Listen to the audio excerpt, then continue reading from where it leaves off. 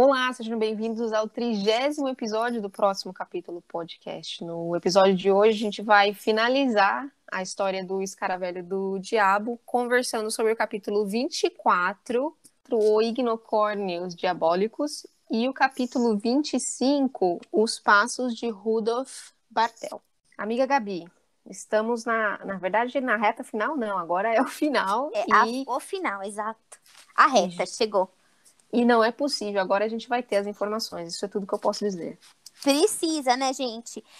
Pra gente parece que passou uma vida, talvez pra vocês também, a gente tirou uma folga na semana passada, então, pra relembrar o que aconteceu no nosso último episódio, o último ruivo, o Padre Afonso, morreu, teve um incêndio na paróquia, que inicialmente eles acharam poderia ser um acidente, mas no dia seguinte do incêndio, o Alberto recebeu uma carta do inseto que falou: cumpriu-se o plano previamente traçado, fez-se justiça, afinal. Hugo foi o primeiro e Padre Afonso o último. Jamais suspeitarão quem foi. Pontinho, pontinho, pontinho, o inseto. E aí, no capítulo 23, capítulo super curtinho, que eu e a Ana, a gente acabou decidindo, né, fazer a leitura junto com o 22 e o 21, foi o que eles chamam de intermezzo, né, a intromissão entre atos, né. E basicamente conta pra gente que 5 anos se passaram desde a morte do Padre Afonso, e a vida seguiu para todo mundo, né, os suspeitos ficaram para sempre marcados, o inspetor Pimentel, ele continuou articulando outros crimes, mas esse em particular ele não conseguiu desvendar, foi para os casos frios, né, gelados, mortos. Verônica saiu, foi morar com o irmão, o senhor Gideon, ele foi transferido para outra cidade, e o Alberto, ele terminou a faculdade dele e se tornou cardiologista, né, então perdeu-se o contato, né, com a Verônica, ele saiu com algumas meninas, mas ele também não sentiu nada, né, por todas elas. E a vida seguiu. E a Cora, né, a mãe do Clarence, uma das vítimas, ela largou tudo e voltou para a Inglaterra. Foi morar com o outro filho dela, o Marmaduke. Então a vida seguiu. Ela perdeu todos os hóspedes, né, a fonte de renda dela. Ela perdeu o filho, depois ela perdeu todos os hóspedes. Os que sobreviveram se mudaram.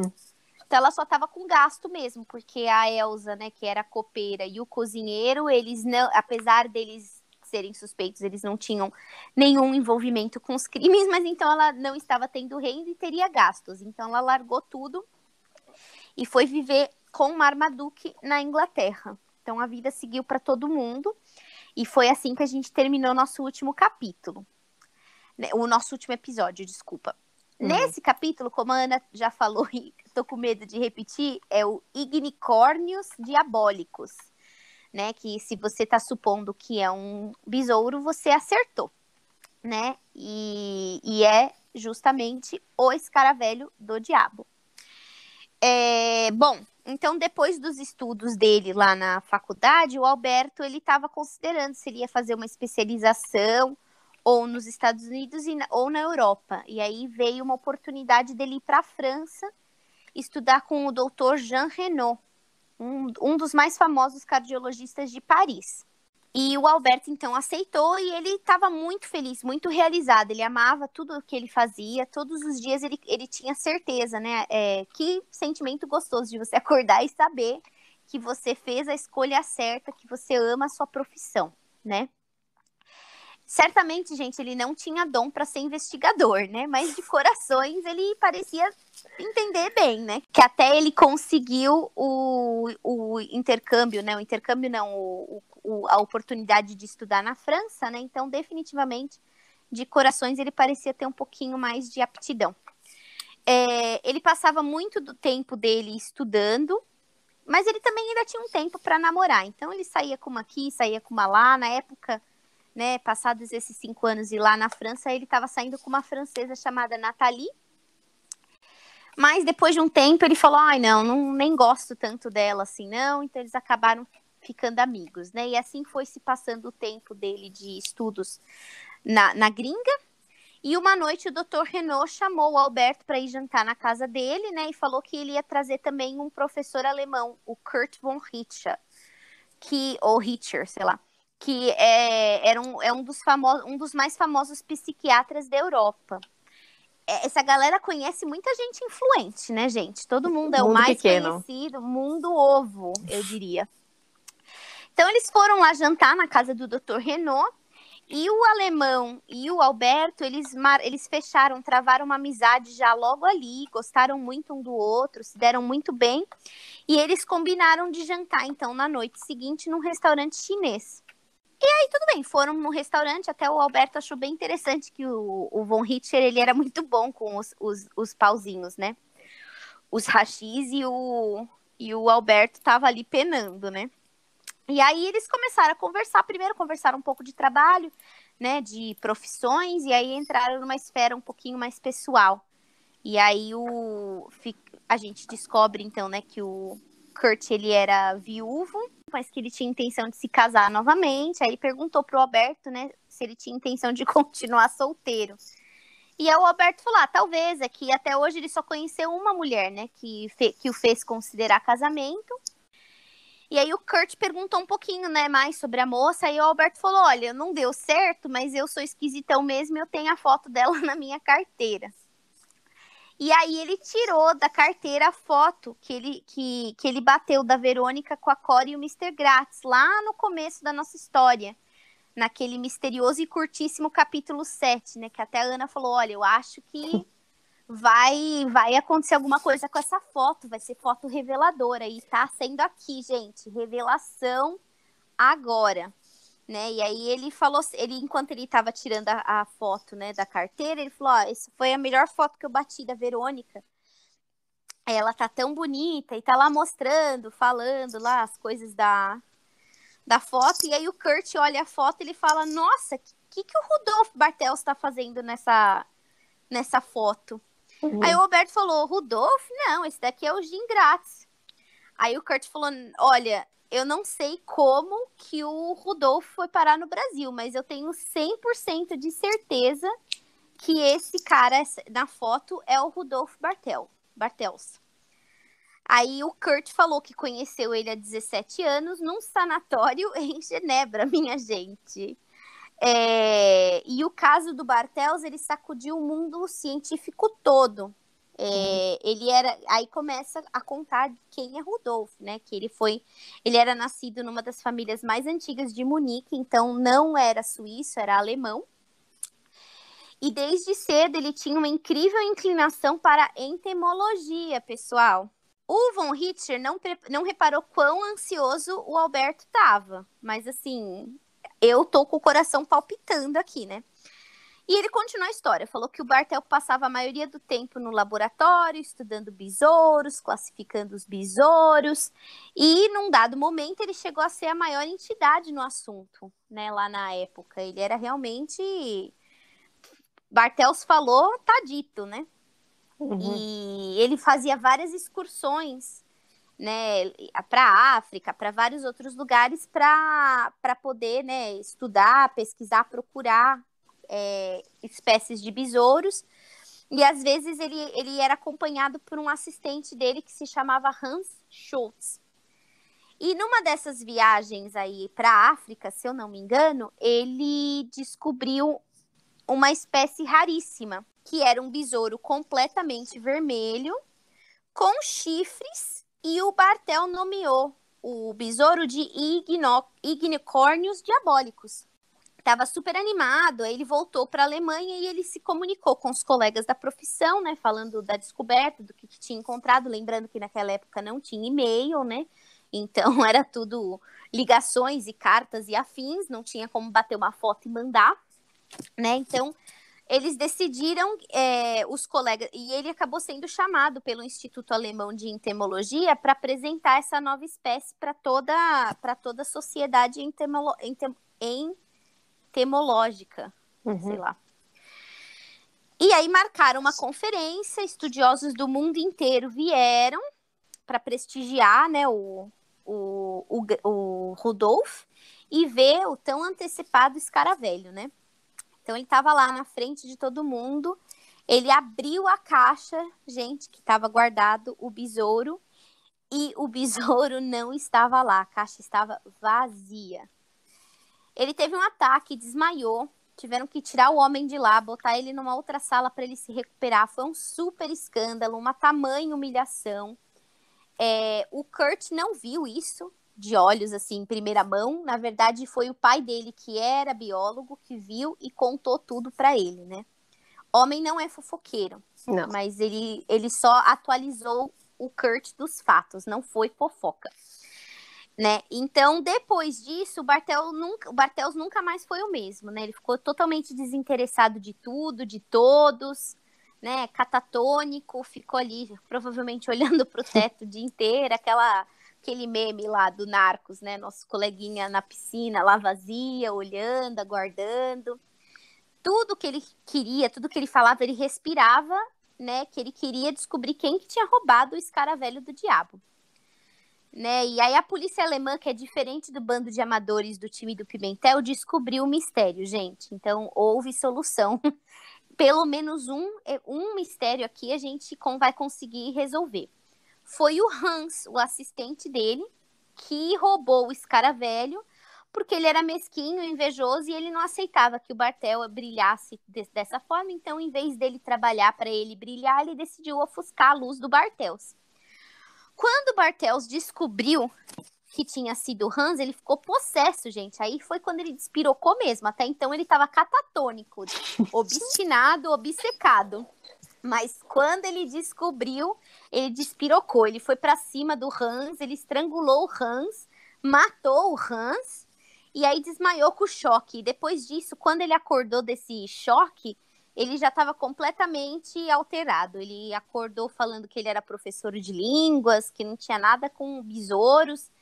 E aí imagino que foi nesse momento que ele acabou sendo mandado para o sanatório lá de Genebra, né? E aí o Alberto perguntou da aparência física do Hans, né? Falou, peraí, mas me fala um pouquinho desse ladrão assassinado, né? E aí o Kurt falou que ele era ruivo, de cabelos de fogo, com muitas sardas, gente. O Alberto quase, gente, desmaiou ali também de emoção. Ele não estava se aguentando na cadeira, estava em choque, o coração do cardiologista estava na garganta, gente. Mas antes dele começar a contar a história, ele perguntou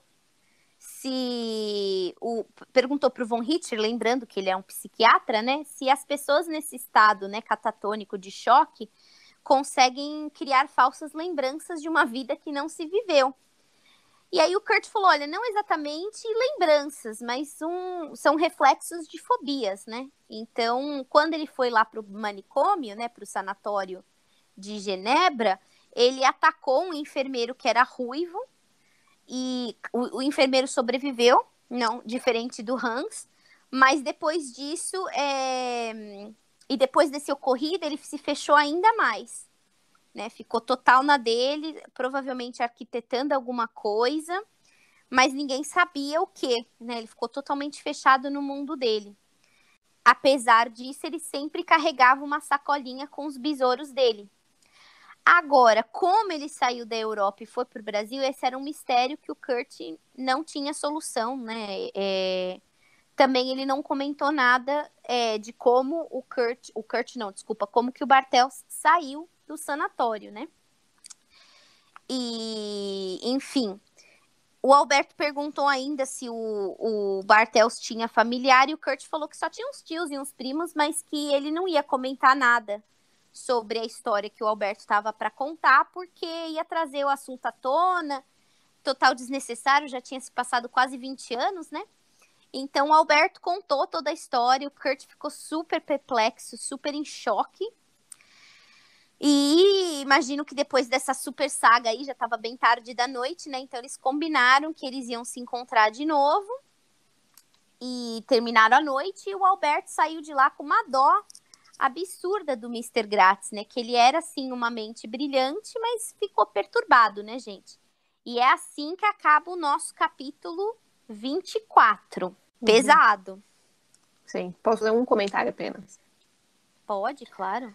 Eu só descobri que a foto que ele tirou lá no capítulo 7 ia ser importante porque ela estava muito deslocada, sem contexto. Olha, o termo em inglês para isso chama-se foreshadow. Vamos Uhum, ver como chama em português, porque eu não sei como é. Prefigurar, isso. pressagiar, pressupor. Faz sentido. Uhum. Porque foi realmente um presságio ali, né? Totalmente, como a Ana falou, totalmente deslocada da história, né? De repente tá morrendo ruiva aos tufos e aos rodos. E para-se uma página inteira para falar que o Alberto bateu uma foto, né? Parece Então, assim que ela chegou. Não tô aqui para criticar a autora, né? Imagina, eu não escrevo nada, né? Quem sou eu? Mas assim, parece que ela chegou no final da história e falou: Nossa, mas como que eu vou ligar esse cara aqui agora como assassino? Aí meteu aquele capítulo 7 no meio. ou então para aguçar esse questionamento, essa curiosidade, né, do leitor. Uhum, Pra, tipo, continuar te prendendo. Não, em algum momento essa foto vai aparecer, né? uhum. Mas definitivamente apareceu. Chegou, minha gente. Chegou. Penúltimo E capítulo. no penúltimo capítulo, o capítulo 7 se fez luz.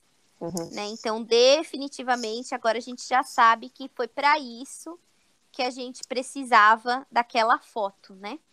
Então, gente, aí a gente parte. Então, a Ana já tinha dado o presságio, né? Já tinha cantado a bola que ia dar ruim com aquela foto e deu mesmo. Ou deu bom, que pelo menos solucionou o caso, né? Aí no capítulo 25 se chama Os Passos de Rudolf Bartels. Então, o Alberto deu tchau lá pro Kurt, foi pro hotel dele, pro quarto, e começou a pensar em todas as peças do quebra-cabeça louco, que foi esse dos besouros, né? Então, a primeira peça era o irmão dele, o Hugo, né?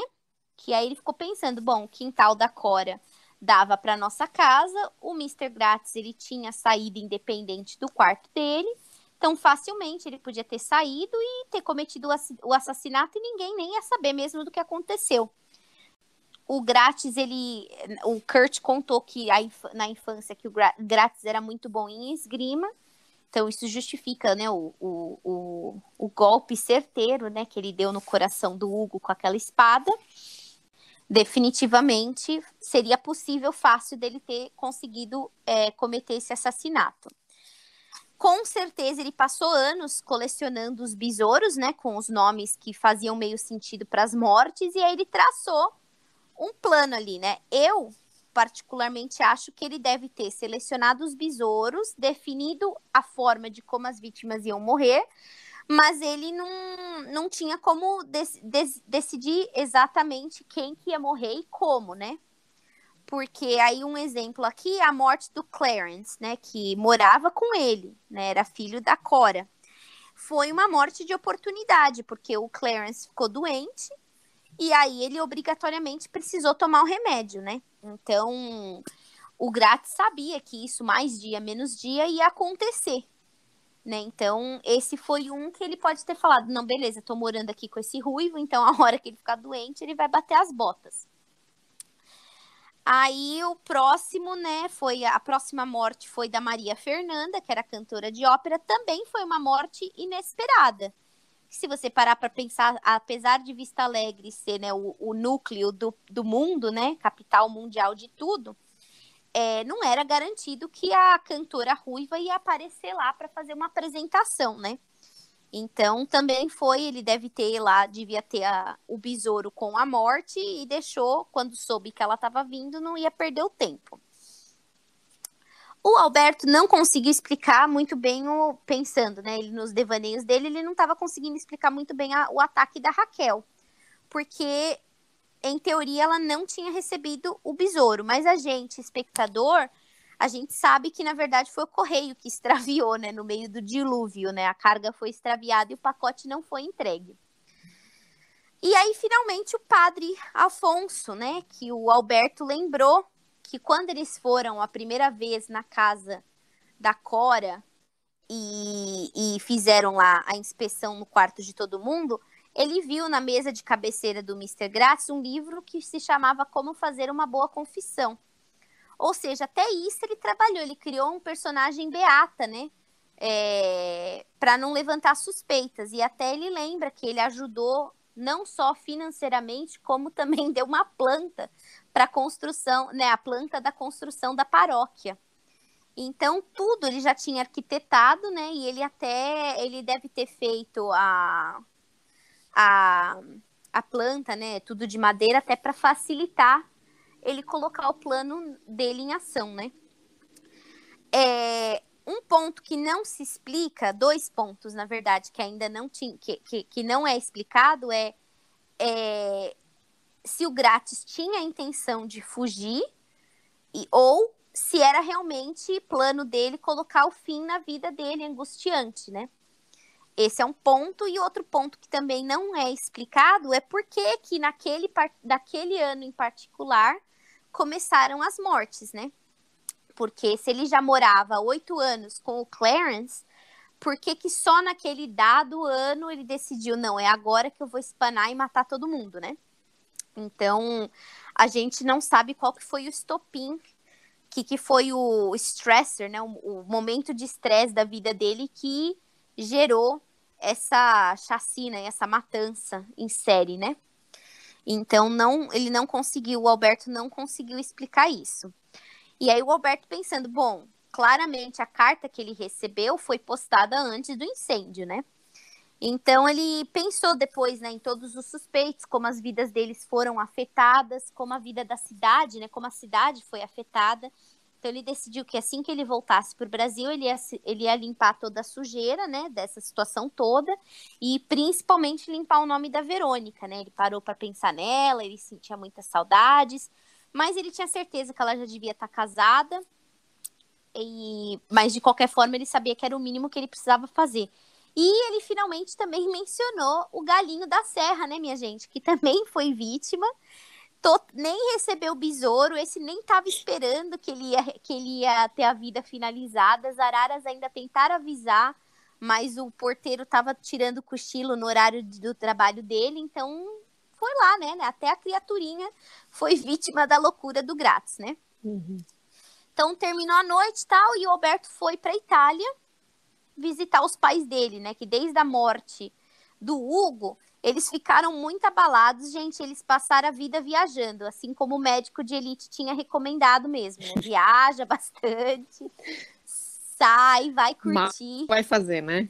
Mal não vai fazer. Errado ele não está, né, gente? Mas tinha que ter ali tinha um valor mínimo salarial que você podia receber para passar com esse médico, né?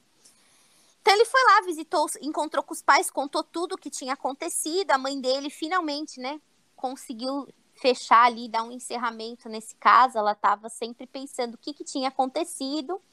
O pai ainda falou assim, caramba, se fossem alguns anos antes, né, vários anos antes, eu também teria sido uma vítima, porque o pai também tinha os cabelinhos ruivos, né, antes de ficarem grisalhos. E o que era para ser uma visita rápida, curta, acabou se estendendo ali por 2 meses. Quem não precisa se preocupar com o trabalho, né, gente? Você vai para uma semana e fica 2 meses. Foi o que aconteceu com o Alberto. Ele foi só para dar um bate e volta, ele bateu, não voltou. E ele ficou lá, gostava muito da Itália, adorava passear, passearam bastante. E depois disso ele voltou para o Brasil. Aí na despedida ainda a mãe dele falou assim, você já está em tempo de casar, hein, meu filho?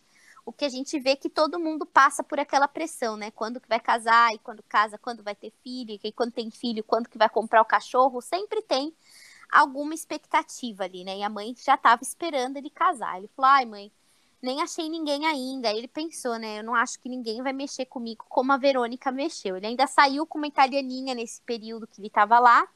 Mas aí ele fez uma comparação de que as mulheres, elas são como as cidades. Elas perdem o encanto quando são decifradas. Só mulher, né, gente? Homem não. Quando a gente descobre que o homem é o seu porco em natura, a gente gosta ainda mais. Só ele que tem isso, mas tá bom. Aí ele pensou de novo na Verônica, ficou ali numa bad por um tempinho, né? Pensando, se sentindo ali a vítima, né? Vitimizando, sofrendo. Ele falou, bom, beleza, vou pro Brasil. Voltou para o Brasil, ele deu uma coletiva para os jornais, explicou tudo que o Pateta do Pimentel não tinha conseguido explicar, falou o que aconteceu, né? Todo mundo ficou emocionado. O prefeito chamou o Pimentel e o Alberto para um banquete de comemoração. Fechou esse ciclo ali em Vista Alegre. Vista Alegre já podia falar: estamos livres de assassinos, venham para cá, tragam a sua ópera, tragam o seu piano, venham tocar aqui porque a gente voltou a receber gente. Se você é ruivo, tá tudo bem também. Na sequência, o Alberto pegou um avião, foi até a cidade vizinha procurar o irmão da Verônica. Mas, infelizmente, o irmão tinha morrido alguns meses antes de peritonite aguda. Eu não fazia ideia do que era peritonite aguda. Você sabia também, Ana? Não. E aí eu vi que peritônio é uma camada, é uma membrana que protege os órgãos da cavidade abdominal. Então, protege o estômago, o intestino, o pâncreas, fígado, rim, enfim. E esse órgão, essa membrana se chama peritônio. Então, peritonite é a inflamação do peritônio. Então, por bactéria, e aí naquela época não tinham tantos antibióticos fortes e eficazes, então não teve, né, penicilina que bastasse para salvar o irmão da Verônica. Então, ele faleceu. E aí, o Alberto perguntou, né, para a vizinha, ele estava conversando com a vizinha, perguntou para a vizinha onde tinha ido morar a viúva, né, do irmão, e aí a vizinha falou: ela foi morar com os pais. E ele perguntou: e a irmã do falecido foi para onde, né? Era uma mocinha que tocava piano muito bem. Aí a vizinha falou assim: ela se mudou para o Paraná. E o Alberto, que não é só cardiologista, como também é PhD em achismo, né, em axiologia, ele perguntou com quem que ela se mudou. Ela casou, né? E aí a vizinha, né, tipo: meu filho, eu sou mulher, mas não sou tudo isso de fofoca. Tô te passando informação. E eu não tava ali na janela prestando atenção no que aconteceu. Aí a vizinha falou: olha, ela foi convidada para ser professora no Conservatório de Curitiba. Se casou, não casou, meu filho, não foi isso que foi passado, né?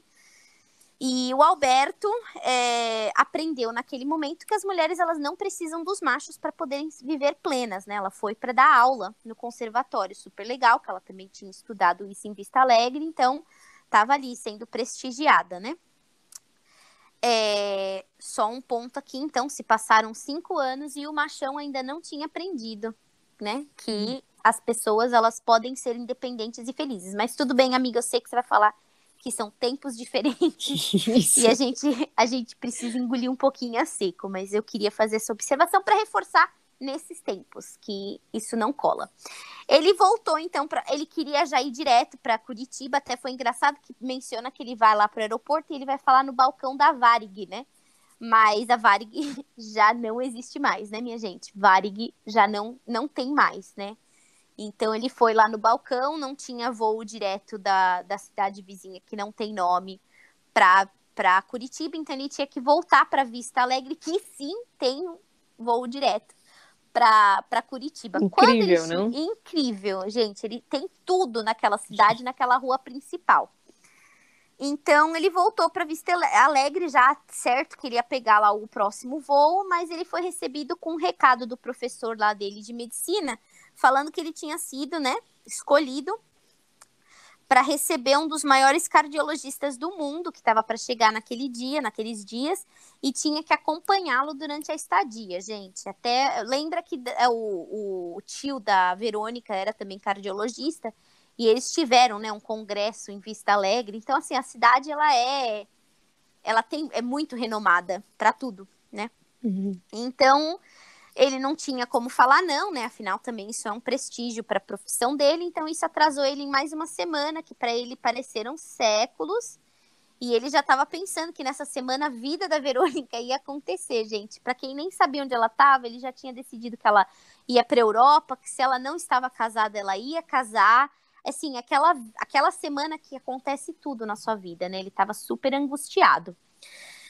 Ansioso também. Então, na semana seguinte, o cardiologista lá renomado foi embora e ele finalmente, né, pegou o voo para Curitiba. Chegando lá em Curitiba, ele foi para a Casa de Artes e ele já descobriu que naquela noite mesmo a Verônica ia se apresentar. Ela ia ter um recital e ela ia se apresentar. Então, o Alberto comprou o ingresso E foi, né? Realmente, aquela semana aconteceu tudo. A mulher foi para a Europa, voltou para a Europa, casou e ia se apresentar.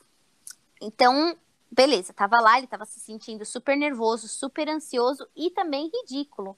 Porque até então ele falou, poxa, eu realmente não sei o que aconteceu com ela. Passaram-se esses 5 anos, a gente não teve mais contato, ela perdeu o irmão, mudou para a cidade nova, tinha 2 anos que ela já tinha se mudado.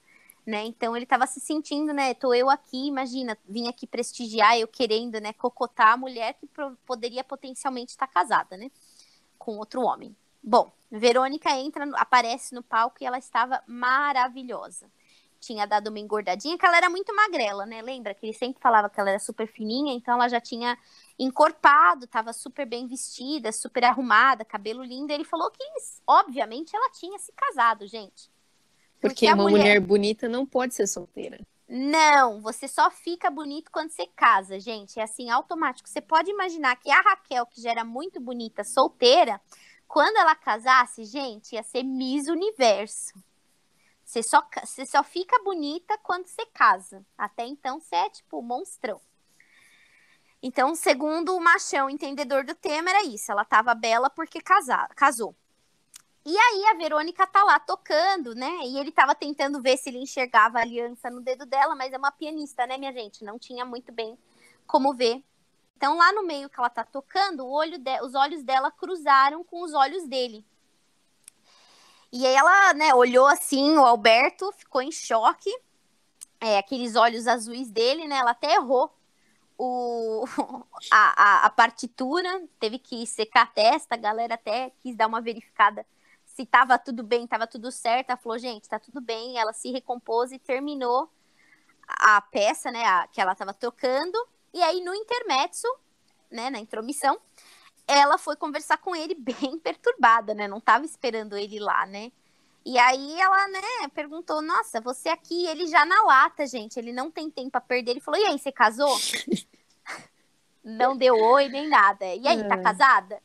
E ela respondeu, né, que não tô casada. Ele falou, então vamos jantar, eu te explico tudo. Tem muita coisa que eu preciso te explicar. E aí ela já deu um sorriso, falou, não, tudo bem, vamos sim. Terminou o concerto, deu tudo certo. E aí passa-se um ano e a gente vê um Alberto bem nervoso, bem preocupado, ansioso, andando de um lado para o outro no hospital.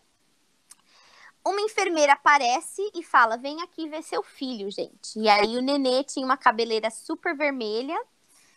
E o Alberto falou, vamos chamar o nosso filho de Hugo. E aí entregou o Hugo, né, o baby Hugo, para a enfermeira e falou, pode levar de volta para Verônica, né? E é aqui que termina os nossos episódios esclarecedores, né? Totais aí de fechamento, com altas revelações, com finais felizes. Ó, se passou-se um ano e ela já estava dando à luz, significa que depois de 3 meses de namoro, eles já casaram e ela já engravidou na lua de mel. Então, ele estava realmente pronto para casar. Ele estava assim... dar esse novo passo na vida dele, né? Preparadíssimo, exatamente. Preparadíssimo para virar pai e esposo, né? E não fica claro... Ah, não, eles voltam para Vista Alegre. Então, ela largou o emprego dela em Curitiba para ser mãe e mulher, mãe de Baby Hugo, mulher de Alberto, em Vista Alegre, né? Então, ela voltou. E é aqui que termina, né, gente? Então, claramente, o Mr. Grátis, ele tinha problemas mentais, mas ele também foi uma vítima, né? Então, custou a sanidade dele ali. Bem difícil da gente se colocar nessa situação. Mas o trabalho todo da vida dele foi destruído por ganância, né? Uhum. E ele ficou lá, escravo, né? Da humilhação dele, né? Do E aí ódio. e aí, amiga, eu penso, né? Se o inspetor Pimentel ele tivesse articulado corretamente, ele teria contatado a embaixada suíça, como ele fez. Lembra que lá num momento ele entrou em contato com a polícia de Ohio para verificar o Mr. Gideon? Se ele tivesse contatado a embaixada suíça, ele ia descobrir, que o Mr. Grátis não existia, e 2, que ele nem era suíço. Então, talvez toda essa situação, se tivesse mandado uma fotinho do Mr. Grátis lá para a comunidade europeia, teria sido talvez uma história um pouco diferente, né? Teria sobrevivido alguns ruivos aí para contar a história. Mas eu acho que o Pimentel, ele estava bem ocupado lá, tomando café e comendo sonhos nas padocas. Então, ele realmente não teve, né, essa presença de espírito.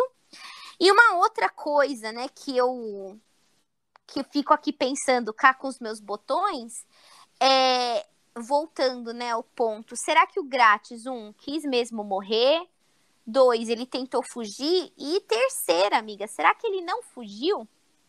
Uhum. Porque ele poderia muito bem ter fugido, né, se fez de morto todo, e se ele tá nessa busca implacável para acabar com todas as vidas de ruivos do mundo, ele pode ter ido para alguma outra cidade com maior concentração per capita de ruivos, né? Muito embora Vista Alegre parece ser o umbigo do mundo, ele poderia ter ido muito bem para algum outro lugar.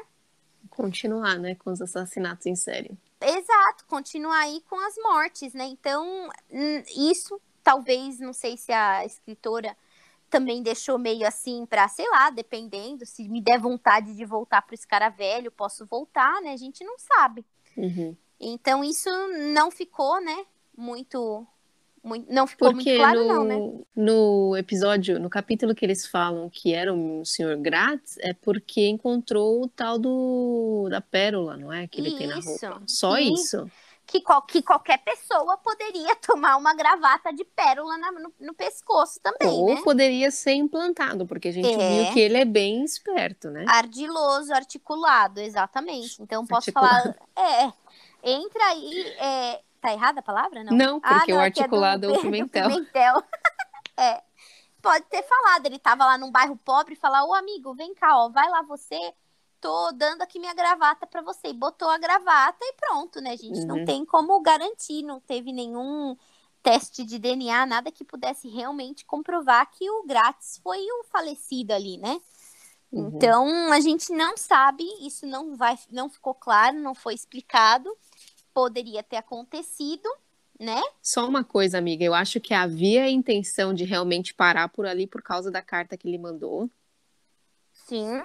mas a gente não sabe se ele queria se matar ou se ele ia fugir e viver uma vida normal. Difícil ali, né?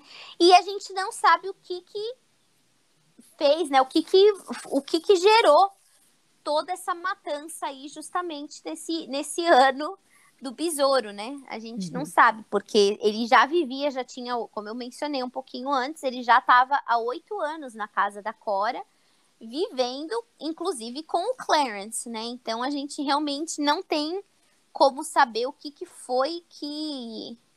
Talvez seja alguma coisa fora do... Porque o Clarence, ele era pequeno, né? Ele tinha o quê? Uns 12 anos quando ele morreu, mais ou menos. Então, Isso. ele morava com o Senhor Grátis lá, a partir mais ou menos... O Senhor Grátis começou a morar com ele mais ou menos quando ele tinha 4 anos. Matar uma criança é meio pesado, né? Então, talvez ele tentou deixar ver o menino crescer para ver se ia mudar a cor do cabelo, né? Porque tem dessas às vezes, né? Mas o assassinato inicial foi do Hugo, né? Foi Então, do talvez Hugo. não tenha sido algo que tenha acontecido ali na casa da senhora O'Shea, né? De acordo com as minhas experiências de Criminal Minds e esses episódios, né, de Law and Order e tal, sempre tem um fator estressante, o estopim, que você não aguenta mais, você já tem as inclinações, ele já tinha, né, todo esse estresse com a questão do Hans, e aí, de repente, alguma coisa aconteceu que virou aquela chavinha e ele falou, não, agora eu tenho que ter esse senso de justiça. Porque, por bem ou por mal, ele já tinha feito todas essas pesquisas, ele já tinha arquitetado tudo muito tempo atrás, né? Uhum. Então, não houve essas explicações, não sei, eu particularmente gostei de ter relido. Tá escutando a polícia? Sim, chegou para pegar o Mr. Grátis. Vieram Aí na por sua mim, casa. gente, vieram por mim. Eu liguei pra polícia. Era ambulância, não era polícia. Tava com o corpo do Grátis. Eu particularmente gostei muito de ter relido a história. Relendo me faz pensar em todas esses pontos que poderiam ter sido um pouquinho melhor explicados, né? Senti também que foi um pouquinho corrida esse final, né? Mas também era o desfecho, né? Já tinha acontecido tudo que tinha que acontecer, né? Então, não sei, achei que ficou um pouquinho corrido, mas te falar como eu teria feito diferente, eu não sei te dizer também. E você, amiga? Eu gostei bastante. A gente tem que lembrar que inicialmente foi publicado em jornal, né? Uhum. Então, talvez o corrido precisava terminar, entendeu? Não sei, não sabemos. Mas dá para entender por que que as crianças que leram isso na época gostaram tanto, porque ele instiga mesmo a tentar descobrir. Você vai na cabeça do Alberto como o investigador, né? Porque Pimentel tá ali para você ficar com raiva dele, né? Então, eu Ele achei tá corpo bacana. morto, né? A ponto Sim. de se aposentar, mas eu achei, concordo com você. A gente tem que realmente lembrar que foi colocado para em jornal e era para um público mais jovem. Definitivamente, imagino, né, a criançada ou os adolescentes todos aguardando, né, a chegada do jornal para continuar lendo o que tinha acontecido, né? Então, bem, bem legal mesmo. E eu acho que fica um gostinho, pelo menos para mim, assim, de querer reler ou ler livros novos da coleção Vagalume.